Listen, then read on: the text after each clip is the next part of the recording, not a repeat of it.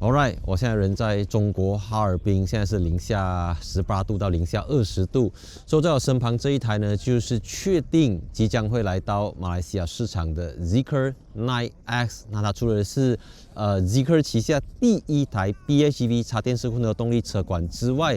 它也是Zeekr旗下动力最强劲、售价最高、最高级，然后车身离地间隙最高，然后你知道吗？它是一个6人座的 Ultra Luxury SUV。那现在Zeekr在马来西亚的车型就是 SUV 7X 跟 MPV 009。那 7X 跟009的车主们其实都拥有很多比Zeekr更贵的车子 ，OK， 贵2倍、贵3倍100万豪车都有。所以对Zeekr的这个车主来讲呢，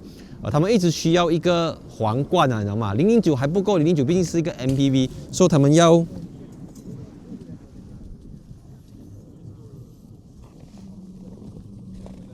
Crack。 OK 啊 OK，so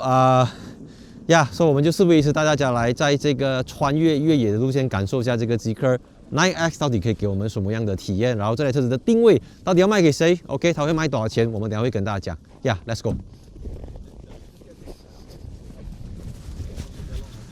很大声诶。我们来快速的看一下 Zeekr 9X 的后排。那感觉上它是一个2+3的5人座 SUV， 可是这一个是2+2+3，也就是2+2+2 6人座的格局。然后第3排是非常的大，因为你看它的车身外观，它的这个 C 柱 D 柱是方形的 boxy shape 的，所以是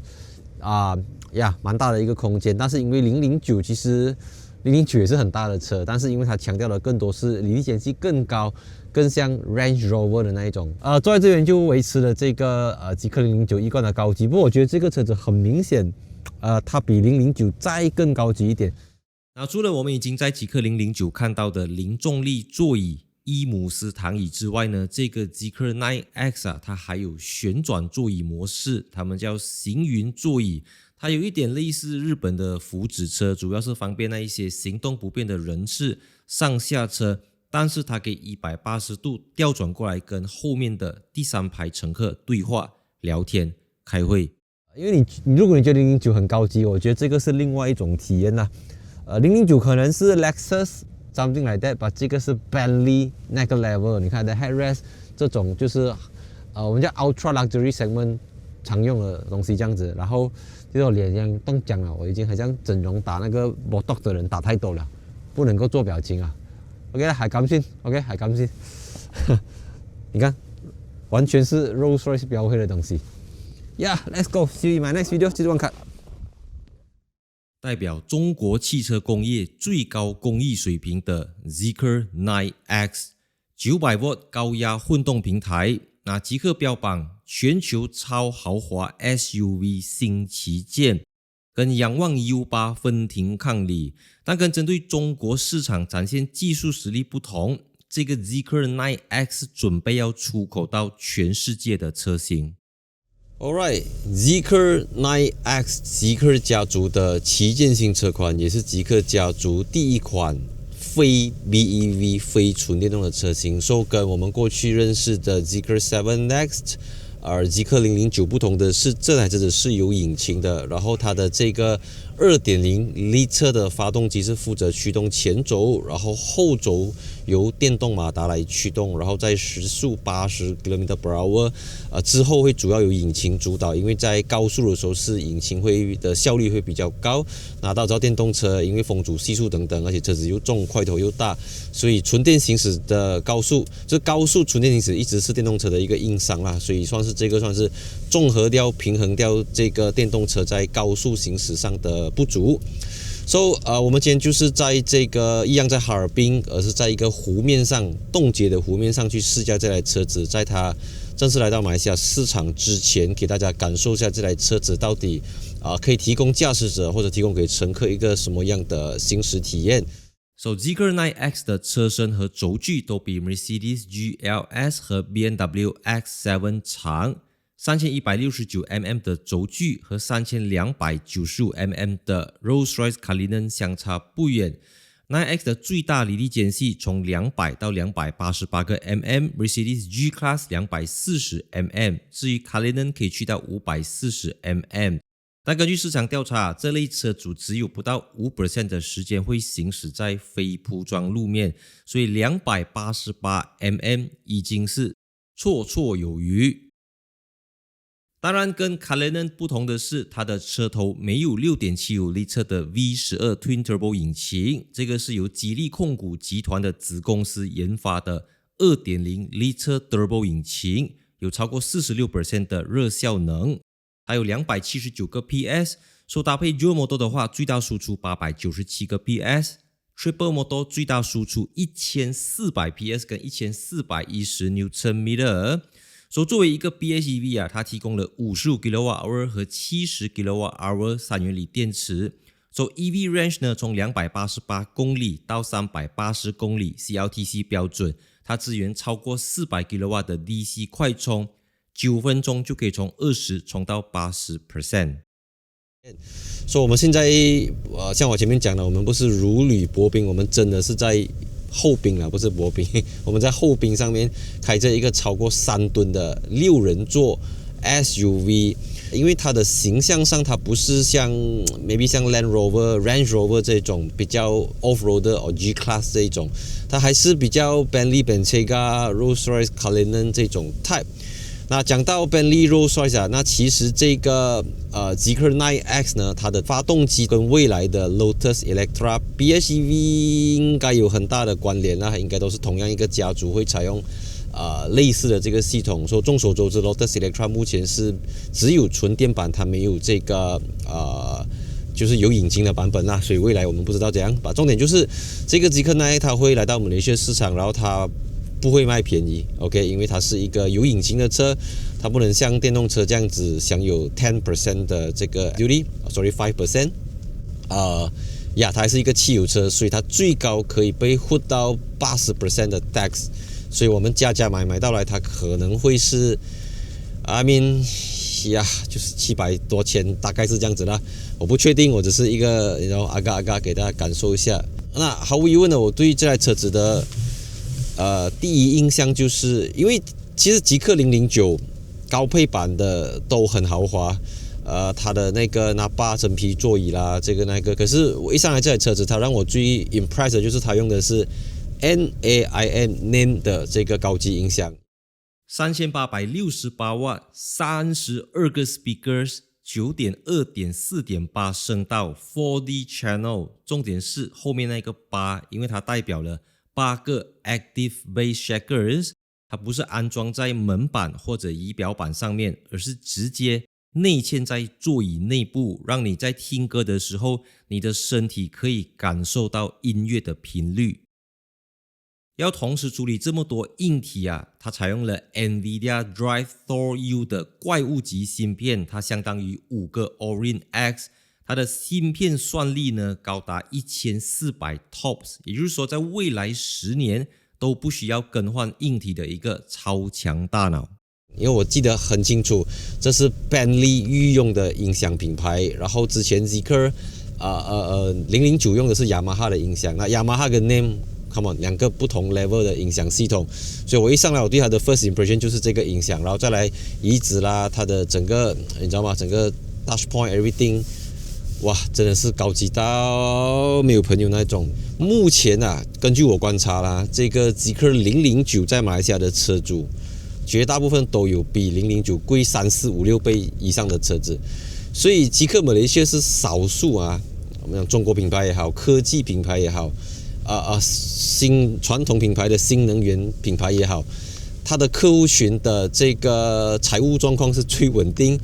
也是最有机会会消费得起可能500千、600千、700千的车子，所以我觉得对极氪马来西亚来讲，这是一个很好的机会，可以让他们的客户再 up 一个 level， 再 up 一个，你知道吗？因为毕竟我们都知道，我不管你100度电、120度电，我给你150度电都好，电动车毕竟是电动车，它还是会有电动车的这个先天性的不足的地方。像打个比方啦，我们现在极度严寒的地方，我们知道800伏平台，它的这个 heat pump 它的热泵可以很好的工作，但当电池完的时候，特别我们在东北，可能这个充电设施不是你知道吗？像一线城市这样发达，所以这时候一个2.0L车的汽油引擎啊，妥妥的汽油引擎，你看。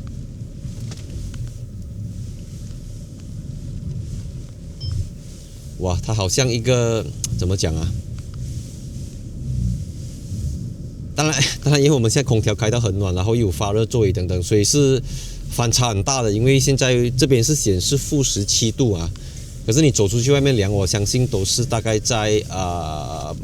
-19到-20左右，还没有计算风啊。你看那个前面的旗子，你就知道那个风速有一定的风速在，所以风速会加剧这个体感温度这样子。呀，我觉得豪华车它不只是要体现在你看得到、摸得到、闻得到的东西，它更重要的是你脚底下。OK， 首先我们用的是雪地轮胎，雪地模式，它还有这个 dual chamber 的 air suspension， 所以这是一个OK， 所以现在悬挂是非常的高，从 very low 到 very high 是可以升高110个 mm。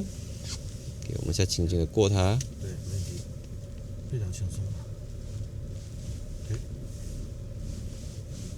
哇，这个太夸张了，因为通常 air suspension 它会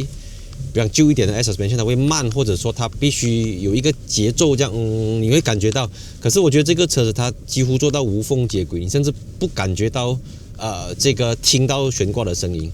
当然，因为外面是雪，轮胎跟雪地摩擦的声音它会掩盖掉这些东西，加上空调啊各种东西，把整体来讲，你就好像是一个移动城堡这样，你知道吗？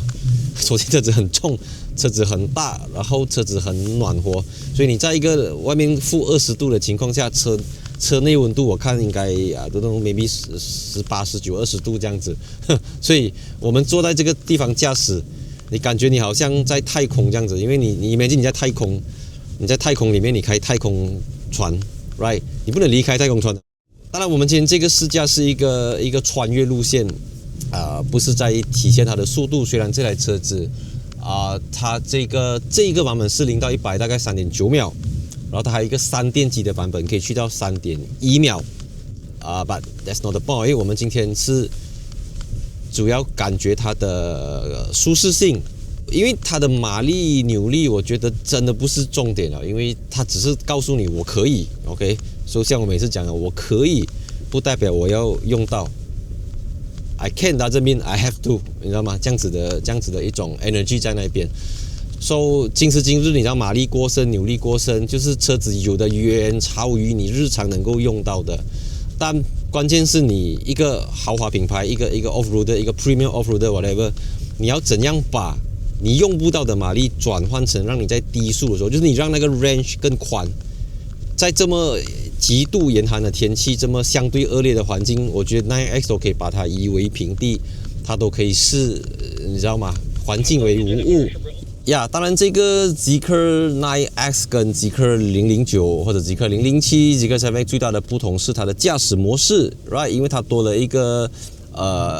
internal combustion engine。你看它这边有 EV mode， 那 EV mode 就不用讲了，就是纯电模式嘛。但是除了 EV mode， 它还有一个 Force EV mode。也就讲说呢，在 EV mode 它有可能在特定情况下引擎会介入，但是 Force EV mode 就是在 SOC 足够的情况下，电量足够的情况下，它是一定会用这个纯电模式来行驶。然后重点就是 HEV， 就是我们熟悉的 Hybrid mode， 可能是 Series Parallel， 可能是 Power Split， whatever， 总之就是系统会决定什么时候用油，什么时候是用电。如果情况允许，它可能会用后轴来驱动车子，它是一个后轮驱动。但这个车子是主打的就是4轮驱动嘛，所以刚才我们一路上都是用着这个 ICEV 的模式。那 ICEV 模式跟其他模式最大的不同就是它会强制让引擎启动，前轴是一定有在发动，那后轴肯定是有电动马达在驱动，所以也换句话讲，我觉得它是一个强制的4驱模式啊。但是像我讲的，因为我们在这个雪胎、雪地，所以发动机的声音你真的完全感觉不到，你自己听得到咯，那个声音，那个声音，是这样子的。你看我之前在雪地驾驶的时候，就是你对车子的 NVH 会有另外一种要求。OK， 它不是我们在 highway 上面那一种风切声啦、路噪声啊这种东西，不是。我觉得在这个时候啊，最重要的东西就是 suspension。OK， 这是你唯一能够感受得到的，不是马力，不是扭力，甚至不是转向，是悬挂。你到底舒不舒服，淡不淡定，然后会不会车身的 body control 啊，它的 body roll 会不会很明显这样子啊？因为昨天我们在另外一个湖面上，我们已经有稍微体验了用 Zeekr 9X 做 Gymkhana 或者做漂移。那我记得那个时候我车上载着6个成人，然后我almost关掉 ESC mode， 所以它是可以飘起来的，它是可以去你知道吗？进行一些尤其车子又很重啊，所以它整个重心转移是一种很。不懂怎么形容啦，我应该没有在这么重的车做过这样子的事情啦。So based on Zeekr 的 data 或者 based on 吉利的 data， 这个车子没有错啊。我们讲3电机的，它是整个汽车世界里面动力数据最强劲的 hybrid 车型，应该是啦。因为就马力扭力方面，因为然后我给你 4.0 L V8 PHEV 的Supercar 可能都没有这个数目字，因为我们都知道，通常算马力啊，电动马达都会把它的最大输出加在一起，但电动马达的最大输出并不是你轮子上面的马力来了，这个有一个差距吧。You know on paper 还是很好看的，哇，你知道吗？1000匹、2000匹，很容易就能够看到那个数字。But again， 重点不是纸面上的东西，重点是你实际操驾、实际操控之后，它可以怎样呈现给你这样子啦。So 暂时到这边说，我们就期待这个 Zeekr 9X 确定它肯定200% 才会来到马来西亚的市场，所以现在只是给大家预览一下这台车子。So 有什么东西我们继续在留言区讨论。And see you in my next video。最后one cut。OK， 差不多到了。哇，那紫外线，哇，好闪，可以闪，防一下。好，可以，等一下。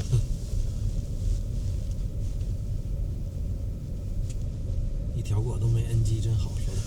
说的。乱讲一通。